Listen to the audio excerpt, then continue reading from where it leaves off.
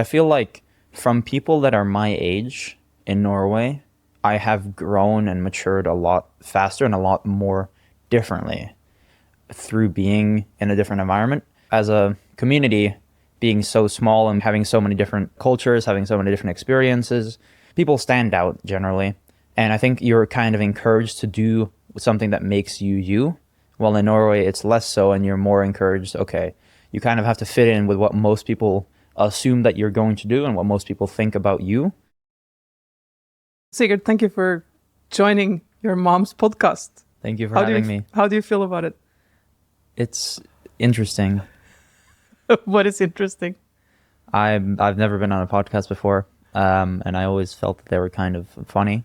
I don't really know what this is about, so I'm just here for the ride.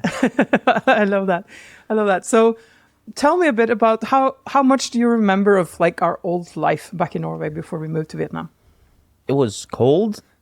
It was kind of dark. I have a very vivid memory of going to school while it was dark and coming back from school, and it was dark. I remember a lot of moving around. I don't remember as much of like friend groups. Of course, family and such, I still remember, and I still have interact with them.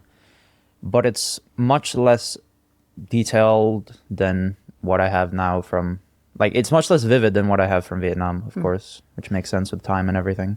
And you were around 12 when we moved? 11. 11. Yeah, 11 and a half, 12, yeah. 11 and a half. So what do you remember about the move and the transition and how things were different? I have a vivid memory standing at the airport with a Minions luggage, and me and my brother, we were just, okay, what is going on? We're here now. It was like a wall of heat and humidity as we walked outside the airport. You and Peter were trying to figure out how to get transport to our house, and I was just there like, okay, I guess this is life now. It was very different. One of the main things I remember that was challenging was the traffic. It's one big thing. It was like, okay, cars are not stopping when I cross the road. There's no lights, and it's just go whenever, go and then hope that you don't get ran over. I remember one of the first days at school, you came home and you told this story about Moses and like the separation of the traffic. Yeah, it's basically you have to walk in and just hope that like Moses parted the Red Sea, you part the sea of motorcycles. One of the things we've been talking about in this episode is how to live in like an international community, because Pettereriknyvoll and I have been talking about in other episodes about how our life was back in Norway and how it's very different here. Now, because now we travel back to Norway sometimes for vacation and you meet with family. What is your main kind of impression of the differences between where we live now and back in Norway? It's a very different mindset. Now, of course, with family, it's a bit different from being with peers and with friends. But I feel like from people that are my age in Norway, I have grown and matured a lot faster and a lot more differently through being in a different environment. As a community, being so small and having so many different cultures, having so many different experiences, people stand out generally. And I think you're kind of encouraged to do something that makes you you.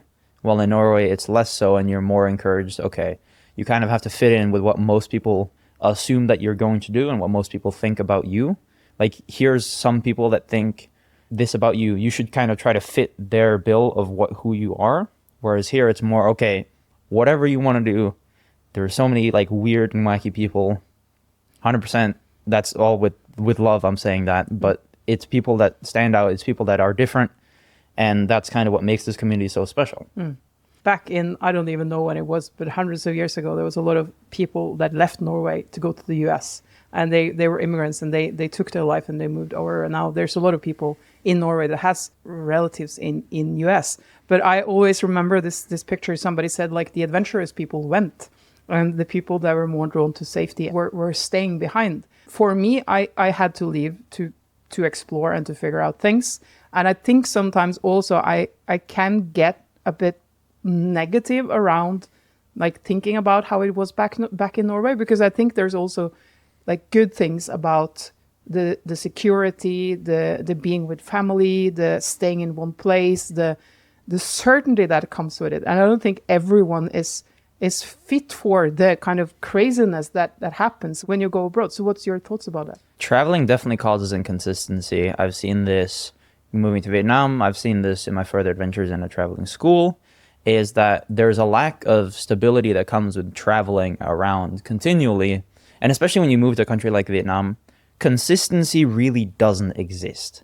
There's nothing that you can say that is consistent. While Norway stuff stays kind of the same, here stuff changes every 6 months. There's a new business opened up. New buildings are being erected. Someone moved. Some new people moved in. Somebody changed schools. Suddenly the school curriculum has changed. Everything changes so much that I think adaptability and thinking on your feet, it's what mainly being encouraged. You have to have those qualities in order to be able to move to an environment like this. While in Norway, you have more of the kind of traditional, you can go back to the roots, you can kind of settle down and stay relatively still in an environment that isn't going to change as much. And when people move out, when people move in, it's a big occurrence. While here, it's every day. You mentioned you were in this traveling school. So, and you talk about being able to adapt and being able to be flexible. Like, how do you see the other people? Because you have people there from all over the world. Are the people there all able to handle it? With the choice of being in a traveling school, you have to have the ability to handle so much change and so much kind of turbulence that comes with moving around and that comes with being in new countries. And I see that even the people that have stayed relatively still throughout their lives are still able to change so much. They are kind of remarkable people in the way that they can just, a person can like be, okay, I've stayed in this one town for my entire life. Suddenly I'm at a traveling high school and I'm doing great. I'm doing fantastic. I have met people all over the world. I've experienced things that no one in my hometown have experienced, and they're all doing great. And I think in that way, it's a group of remarkable people that are in that school because they've made the choice of, okay, I'm going to decide to move away from my hometown, move away from friends, family, organized sports, move away from whatever I may have, my roots, and decide to just try out this new thing, travel somewhere, learn in that place.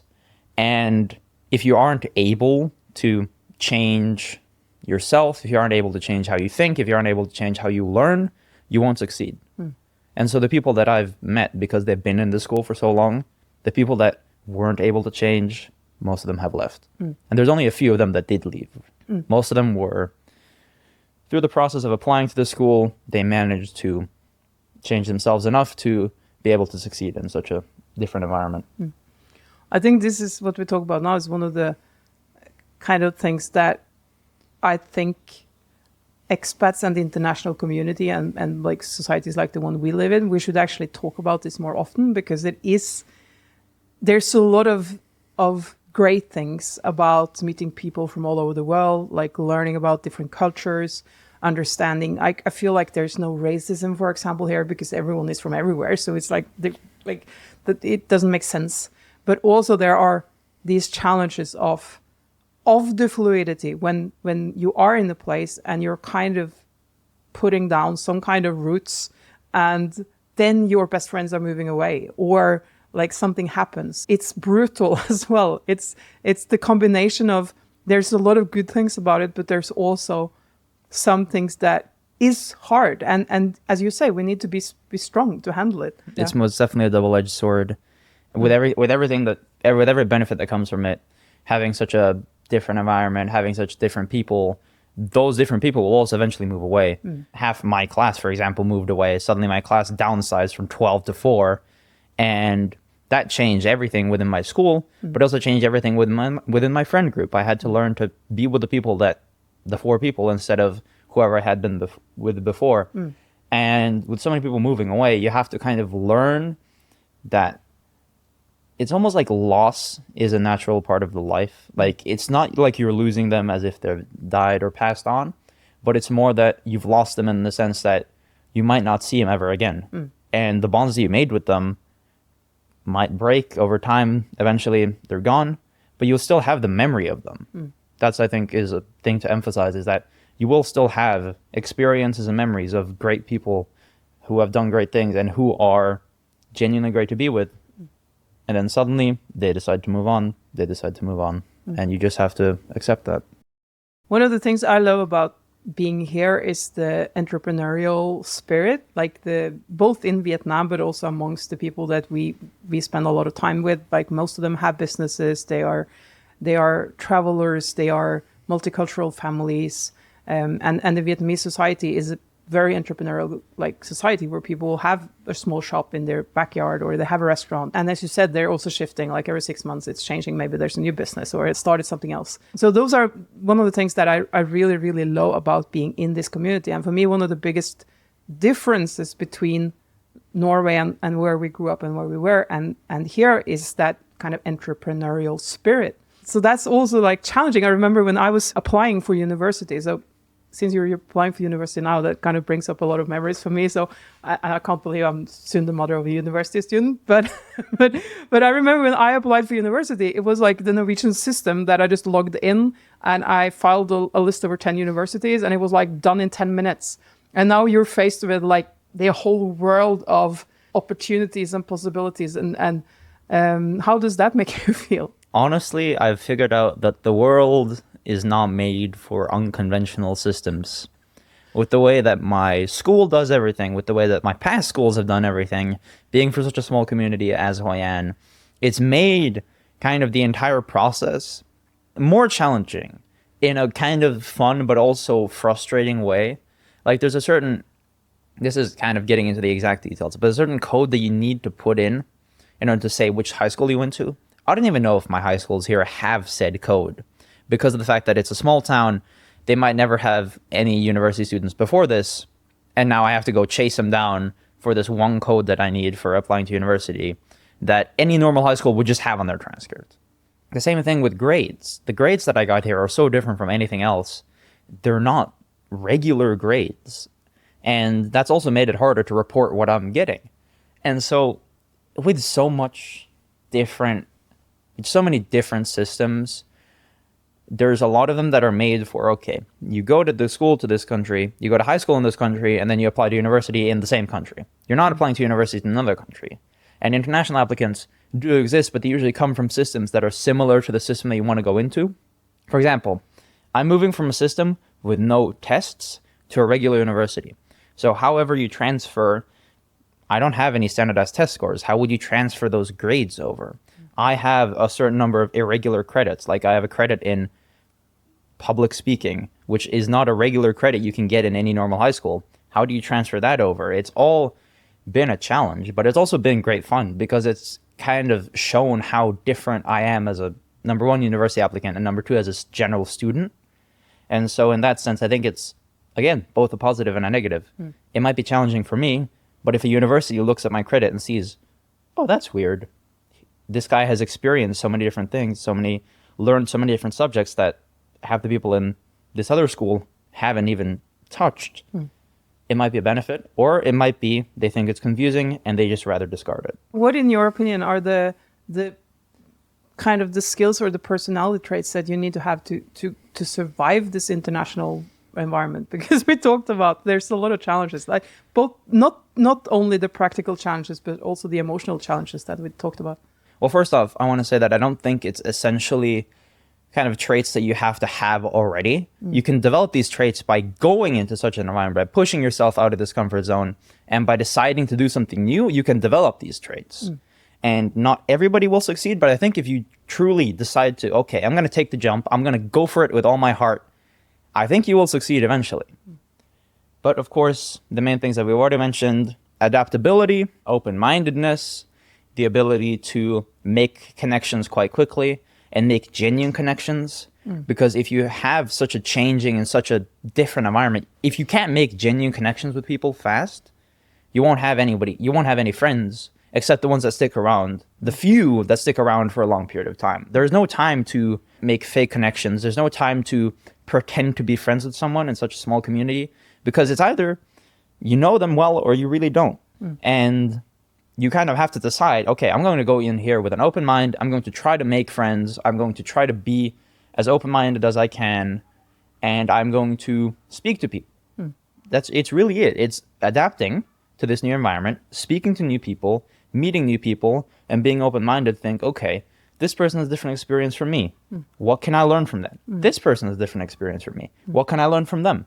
What can I take from these two people that can make myself better? So I know that some of the fears that, for example, my family had when we were taking you and your brother to go here was that you would become ruthless. So is now you're nodding. Like, does that mean that you feel like you're ruthless? No, I feel like you know when you repot a plant, you take a plant from a small pot and you move it into like a plant, like a potted plant. You take it from a small pot where it has no space and you move it into like a big field. Yeah. And all the roots grow even stronger. Yeah. That's what it felt like. With the moving, of course, in the uprooting process, you lose some roots. Suddenly the plant roots are not as strong.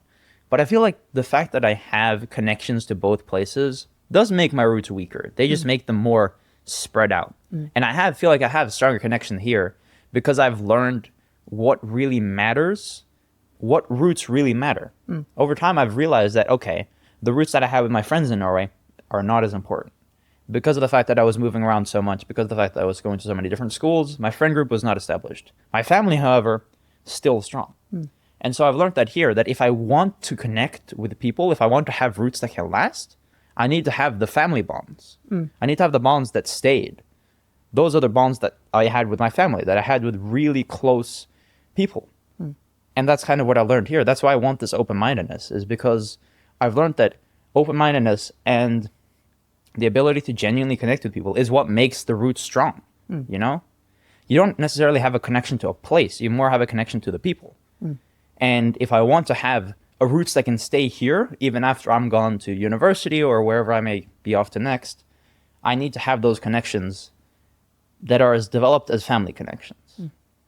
I love that metaphor of yours, and I hadn't heard it before, so I'm standing here almost crying from it, because I very much also recognize this for myself, that pot was just too small, and I had to somehow expand it. If I would continue to be there, I would have kind of exploded the pot and somehow or kind of contain myself, and it wouldn't allow me to really expand my roots and understand who I am and what I'm here to do and explore the world. The pot was specifically kind of, in my case, limited by kind of societal expectations, family expectations. But without the pot, you are able to bloom more. I'm able to become more myself when, ironically, with more distance from the people that know me, right? With more distance from family, with more distance from a kind of traditional cookie cutter society, I am able to express myself more. I'm able to figure out, okay, who am I? Not what my grandma thinks I am, not what society thinks I am, not what my classmates or my teacher think I am. Who am I? Right? And I think that also comes with changing communities so many times. Every single time you change a community, you have to redefine who you are for that community. And so it makes it a new opportunity. Blank slate. These people don't know me. I can essentially paint a picture of myself that I want them to see, because that's essentially what everybody does, depending on how they act in front of people. But if I act as myself, they will see me as myself.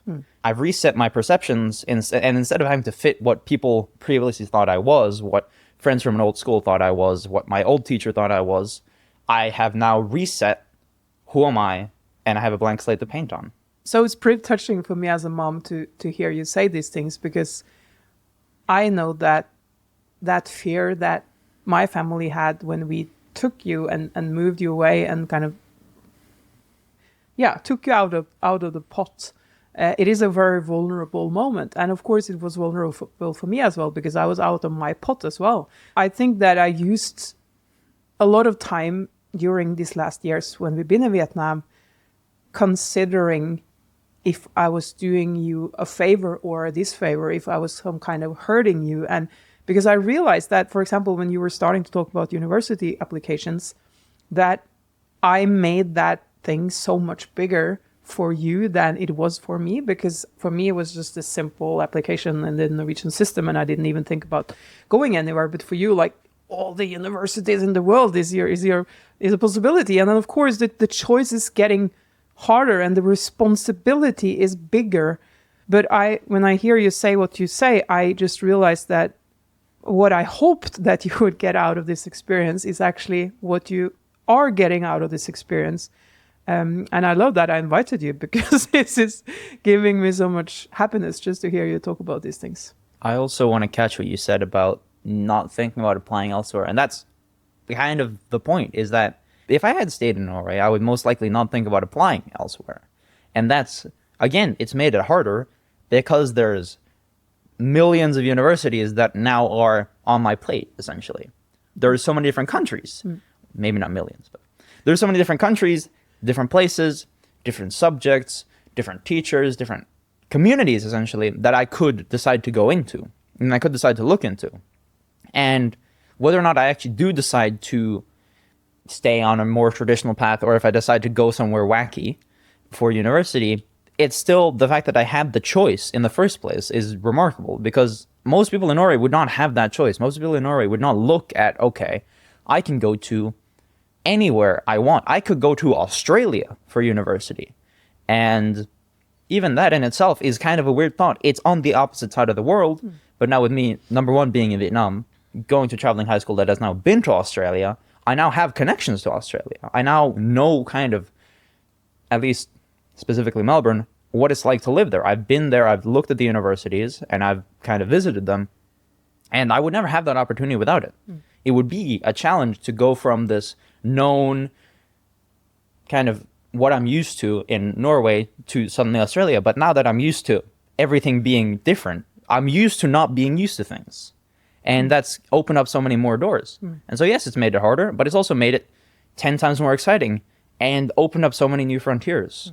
I love that you said I'm used to not being used to things, because that's what I say about the comfort zone. When you actually practice getting out of the comfort zone, when you're used to being out of the comfort zone, it feels less uncomfortable being out of the comfort zone. So it's exactly what you're saying. I think that's a super good point, because I think many people needs to get out of the comfort zone and practice it. The outside of my comfort zone is my comfort zone. Yes. Yeah. I knew when we left that we had to go. And for me, it was a life or death decision. I asked my soul what would happen if you don't go, and it said you will die. It was really serious. But I used quite a lot of time on thinking about, am I doing you a favor? Am I doing you a disfavor? And I'm kind of also embracing the both-sidedness of decisions like that, because every time you make a big life choice, some great things happen, but some other things, some other consequences are maybe kind of more challenging, or creating more trouble, or making things more complicated. But I just know that for me, I had to do this, and I did it for myself, but I also did it for you, because I felt at some point when I grew up that things were just too limited. And for me, just being in a place where I get stimulated, where I get new understandings, where I meet people from different places, where, as you say, I'm free to define who I am. Like, I feel like I'm doing that. I can do that very often, much more here than back home, because it is just freer and more open. So for me, that exploring that was something that I had to do. And I think a lot of people in Scandinavia, especially because everything is so secure and taken care of, they need some like push or somebody encourage them to actually do those things. Because I think a lot of people dream about it, or they have an idea about it, or they want to somehow explore, but because it feels so safe, it's just easier to think that it's not for me.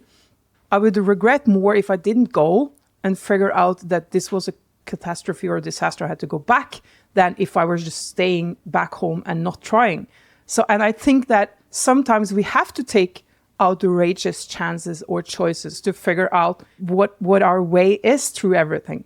And I am definitely not regretting that I did this after listening to you. Well, indecision is still a decision. If you're making indecision out of fear, it's still a decision. This is one of the main things that I also had to face in my specifically talking about university, especially, is if I decide not to do something because I'm fearful of what can happen, that's a choice that I've made.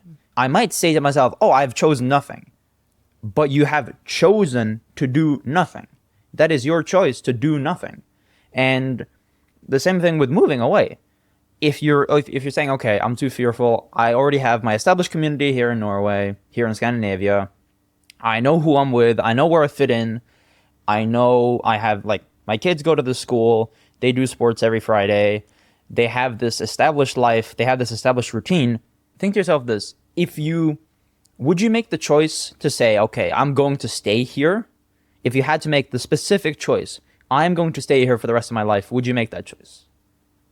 Maybe not. But if you had to make the choice, am I going to move somewhere else? You'd say, no, I'm not going to move anywhere else. But then you've made the other choice. You made the choice, I'm going to stay here for the rest of my life.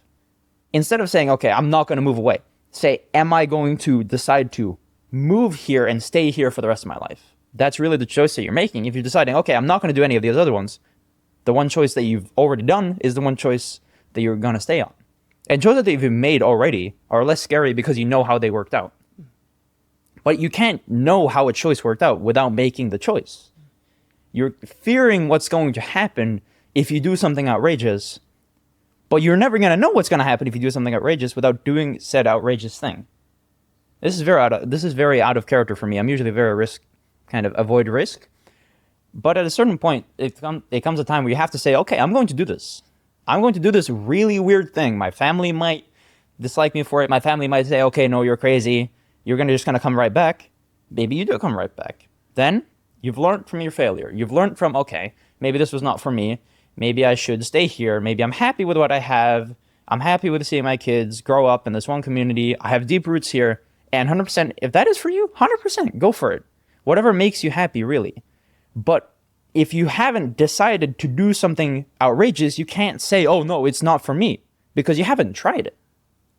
It's like saying you don't like a food without trying the food. We always tell children this. You can't say that you don't like a food without trying the food.